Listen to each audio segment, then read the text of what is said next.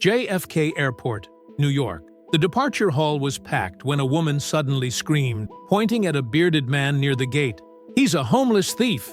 Within seconds, security froze, passengers turned, and tension electrified the air, until the pilot calmly walked over, holding a boarding. The terminal buzzed with the usual September chaos. Rolling suitcases echoed over the polished floors, flight announcements blurred into one another, and the smell of coffee mixed with jet fuel seeped through the glass walls. I had just reached Gate 37 for my flight to Los Angeles, clutching my carry-on, and the sense that everything was finally under control. Then it happened. A sharp, furious voice sliced through the crowd. "Stop him! He stole someone's ticket!" Heads swiveled. A blonde woman in a gray hoodie was pointing straight at a disheveled man standing near the boarding line. His jacket was torn, his beard unkempt, and his eyes tired, like he hadn't slept in days. For a second, the entire terminal seemed to hold its breath. The man didn't run. He just stood there, confused, holding a crumpled piece of paper in his hand. I didn't steal anything," he muttered, but his voice was drowned by whispers around him. "He looks like a homeless guy. Did he sneak in? Where's security?" I felt my chest tighten. There was something about his look, a mixture of fear and dignity, that didn't fit the accusation. Airport security approached, followed closely by a pilot in full uniform. He was tall, composed, and held a boarding pass. The blonde woman rushed to explain, gesturing wildly. "I saw him near the check-in counters. Then suddenly he's here, holding someone's ticket. You can't let him board. He's probably dangerous." The pilot looked at the man carefully. "What's your name, sir?" "Daniel," the man replied softly. "Daniel Hayes." Passengers shifted nervously. A couple of kids clung to their parents.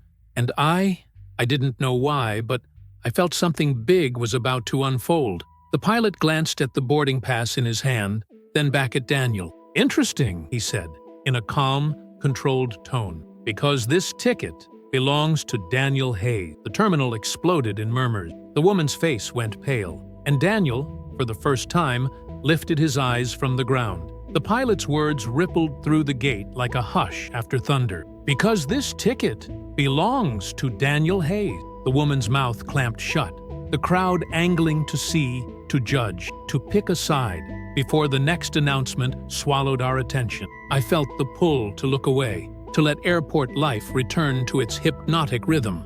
But something snagged in my memory. A thin paper edge, a sleeve with my initials scribbled on it, wedged for a moment between the armchairs near the coffee kiosk. I had tucked my boarding pass there while answering a call from my wife, and, in the rush to reach Gate 37, never checked the pocket again. "Folks," the pilot said, voice steady, "let's slow down." He turned to Daniel. "Do you have any photo ID?" Daniel reached for his wallet like a man worried the gesture itself could be misread. He handed over a scuffed New York State ID. The pilot studied it, then the pass, then gave a small nod to the blue-jacketed supervisor arriving from the counter. "Run the manifest," he told her quietly. "Let's verify duplicate." The woman in the hoodie crossed her arms with a harsh, triumphant breath. "You can't just let anyone walk up and—" "Ma'am," the pilot said, without looking at her, "please wait." Security eased a half-step back, the kind of retreat that says, "We're still here." People whispered again, "Recording, always recording." I tried to avoid the lens of the moment, the part where you go viral for standing in the wrong line at the worst time. The supervisor returned, a printout in hand. "We have one scan attempt that failed at the kiosk and 2 active boarding passes flagged for reissue," she said. "Names, Daniel Hayes, and," she glanced up, "and Adrian Miller." My name pulsed in my ears. "Mr. Miller?" the pilot asked, scanning the crowd. I raised a hand. "Here. Did you reprint your pass at the self-service kiosk?" the supervisor asked. No. I checked in on the app, but I might have." The memory sharpened. The paper sleeve abandoned at the cafe, coffee ringing my shoes, a ringtone buzzing like a trapped fly. I swallowed. "I think I lost the printed copy." The pilot exhaled, as if a knot had loosened. He turned, motioned to a gate agent who'd been hovering with something in her hand, a white rectangle smudged with a coffee thumbprint and a faint pen mark I recognized. "AM, found between the seats by the kiosk," the agent said, offering it to the pilot. He looked from the pass to me. then stepped forward with a small, unforced smile. "Mr. Miller," he said, holding it out, "this one is yours." My stomach dropped, then steadied. The paper felt strangely warm. On the far side of the rope, the woman's face arranged itself into a fresh accusation, looking for a new hook. "So he took his ticket?" she demanded, pointing at Daniel again. "That still doesn't explain why he's here." Daniel's shoulders stiffened. "I've been here for an hour," he said softly. "I was early. They printed my ticket at the counter." He showed his own boarding pass, the kind staff printout with square edges, and a faint blue bar. I picked it up. I didn't touch anyone else's. The supervisor compared both documents, fingers quick, practiced. "They're different," she confirmed. "One mobile reprint flagged, one counter-issued, both valid." She turned to the woman. "Do you have any evidence he took a ticket?" "I saw him loitering," the woman said, "around people's bags. He was... Look at him." The pilot's gaze hardened, not angry, resolve. "Ma'am, we don't judge passengers by their jacket." Silence again. Not the breathless kind this time. The heavy kind that asks you what you would have said if you were the one in uniform. The kind that turns a terminal into a mirror. A little boy tugged his mother's sleeve 2 seats away. "Mom, is he bad?" he whispered, looking at Daniel. His mother crouched to the child's height. "No, mijo," she said, gentle but firm. "The rules are the same for everyone." "Mr. Hayes," the pilot continued, polite but official now, "would you step over with security while we document this? You're not in trouble. We just need to close the loop." Daniel nodded, relief flickering like a pilot light. "Of course," the woman huffed. "So you'll just let him board? After everything?" The supervisor's radio chirped. "Pre-board in 10, someone crackled. She checked the clock, then made a decision you could feel in your bone. "He boards," she said. "So does everyone else." The pilot looked at me, then at Daniel being led to a side desk. "Mr. Miller," he said quietly, "thanks for staying calm." "Thank you for not rushing to a conclusion," I replied. He gave a wry smile. Airplanes hate rushed conclusion. Over the intercom, the agent began the familiar cadence. Families with small children, active duty military, those needing extra time. People stood and flowed, the airport's bloodstream moving again. But the tension didn't fully dissolve. It thinned, the way fog thins when the sun finally insists on itself. As I pocketed my reclaimed ticket, I caught Daniel's eye across the rope. He held my gaze for half a second and nodded. Not gratitude exactly, something quieter, acknowledgement. 2 strangers who had almost become a headline. Then a new sound sliced the air. A dull crash of metal on tile, the gasp of a crowd, the panicked clatter of a dropped stroller. The woman in the hoodie spun around, startled. A man near the window stumbled, clutching the back of a seat, breath wheezing, color draining fast. "Sir?" the supervisor called, moving. "Sir, can you hear me?" The pilot was already in motion, voice firm. "Call the med cart. Get the AED." And Daniel, the man so many had just condemned with their eyes, was the first to reach the fallen passenger, kneeling with a practiced calm that didn't fit the way we'd labeled him. He took 2 fingers to the carotid, counted, lifted the man's chin, opened the airway with the certainty of someone who had done it before. The woman's accusation hung in the sterile air like a sign pointing in the wrong direction. I felt the floor tilt as the story we thought we were in began to change beneath our feet. The sound of the medical cart echoed through the terminal like a warning bell. Passengers instinctively stepped back, forming a ring around the collapsed man. A gate agent sprinted with the AE, and the pilot barked instructions like he'd done this 100 times. But what froze me wasn't the emergency itself. It was Daniel. The man who had just been accused of being a homeless thief was now kneeling beside the unconscious passenger, checking his pulse and airway with a calm precision that didn't match his ragged clothes. "Airway's clear," Daniel said firmly. "He's breathing, shallow but steady." The supervisor stared at him, surprised. "Are you a doctor?" Daniel didn't look up. "Paramedic.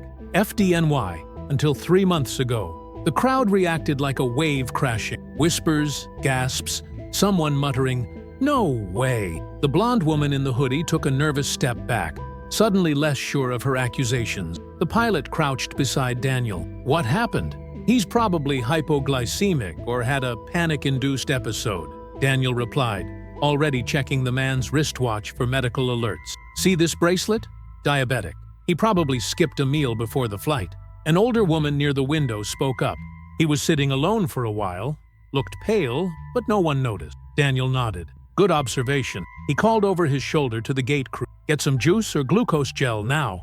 Within minutes, medical staff arrived, taking over smoothly. One of them looked at Daniel and said, "You did good, man.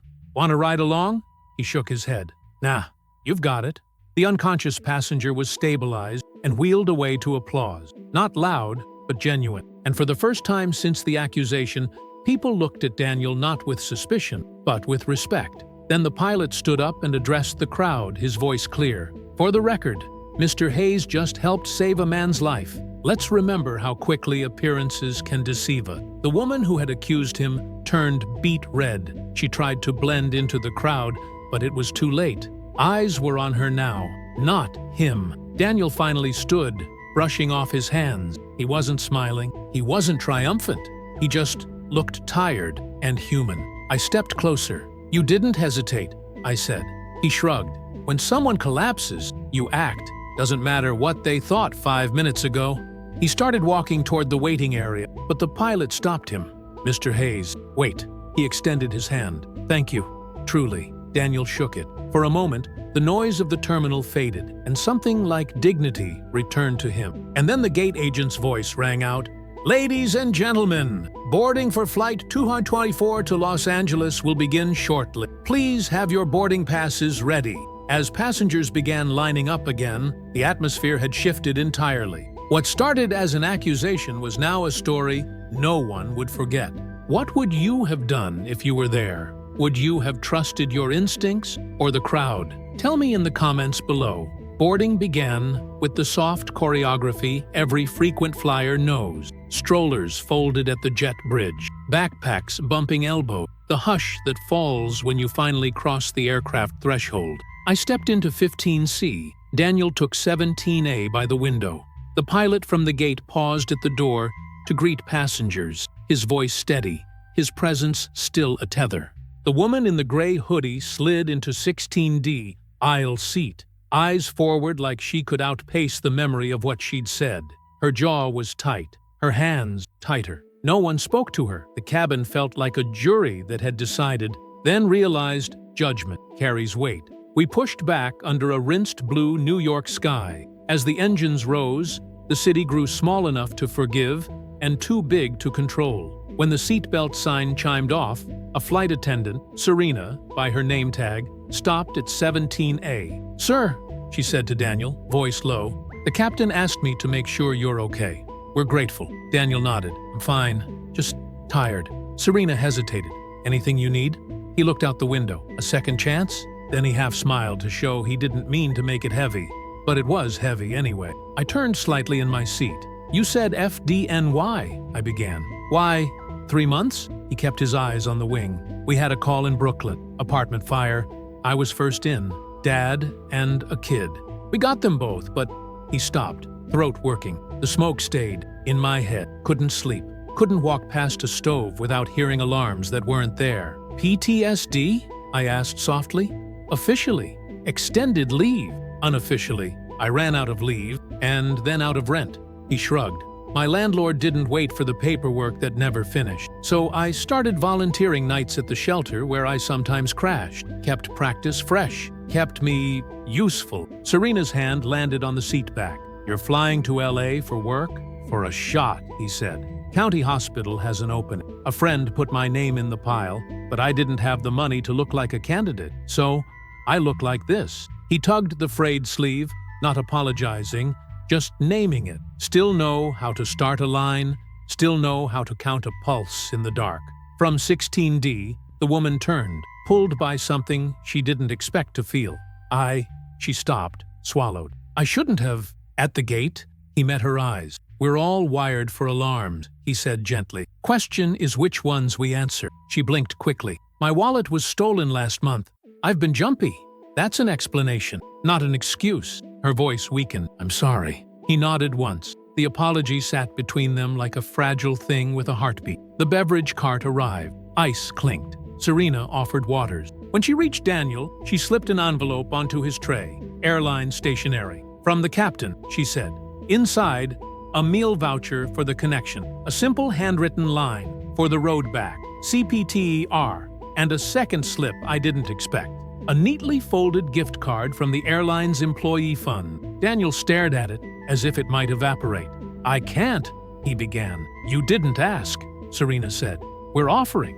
Cabin life resumed, laptops opening, podcasts restarting, but the space around rows 15 to 17 felt different, oxygenated. Forgiveness is quiet work. The woman in 16D cleared her throat. If the hospital calls, would you want a reference? I manage HR for a retail chain. Different world, but I can speak to what I saw today. She looked at him, steady now. Competence under pressure. Humility. You saved a man. That's a line on any resume. Daniel's mouth tugged at the corner. I'll take a name and an email. She wrote quickly, tore the page, handed it back with both hands. Small rituals of respect. Turbulence rolled us, a gentle reminder that even smooth flights have a say. Lights dimmed. The cabin settled into its airborne hush. I looked at Daniel and thought of the gate, of how stories tilt on a sentence, on a glance, on who we decide someone is before they speak. If you were here, seatbelt clicked, plastic cup sweating in your palm, what would you say to him? What do second chances look like where you live? Escreve aí nos comentários. Às vezes sua história ajuda alguém que está no corredor ao lado. The captain came on with a soft update about tailwinds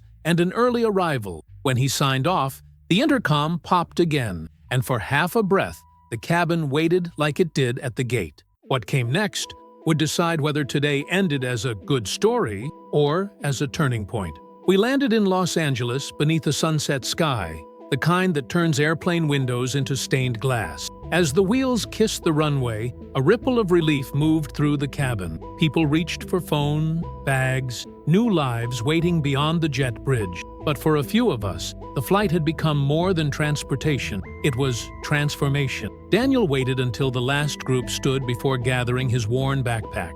The woman from 16D lingered too, as if timing mattered. She offered a quiet smile, not the nervous kind from earlier, but something real. He nodded back. At the exit, the captain stood again, greeting each passenger. When Daniel approached, the pilot extended his hand firmly. "You turned a tough moment into the best part of my day," he said. Daniel chuckled softly. "Didn't plan it that way." "Life rarely asks for permission," the captain replied. Then he added, "Good luck at the hospital. They'd be lucky to have you." Daniel blinked, surprised. "How did you?" The captain tapped the folded voucher he'd given earlier. I read between the lines. As we stepped into the terminal, the warm Californian air wrapped around us. Families reunited, rideshare drivers waved cardboard signs, and somewhere a mariachi band played near baggage claim, as they often do here.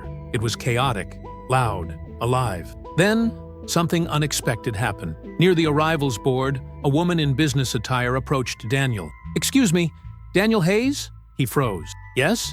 I'm Dr. Patterson, recruitment coordinator for LA County Hospital," she said, smiling. We received a voicemail from a woman on this flight, and then a follow-up email from the captain. "You're the paramedic who assisted at JFK?" Daniel's eyes widened.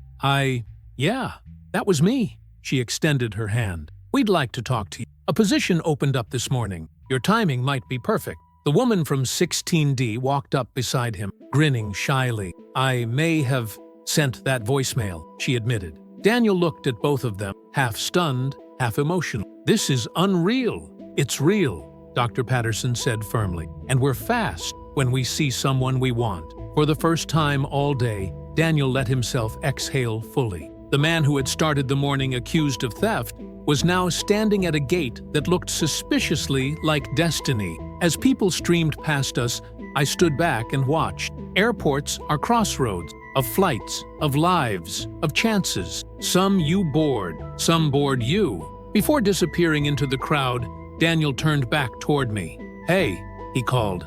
"Thanks for not looking away." I nodded, just glad the truth showed up on time. Tee! And just like that, he was gone, folded into the movement of Los Angeles. A new story beginning where another almost ended. Sometimes the ticket you lose leads you to something bigger. What about you? Have you ever witnessed a moment that changed someone's path forever? Share it in the comment. Your story might be the spark someone needs today.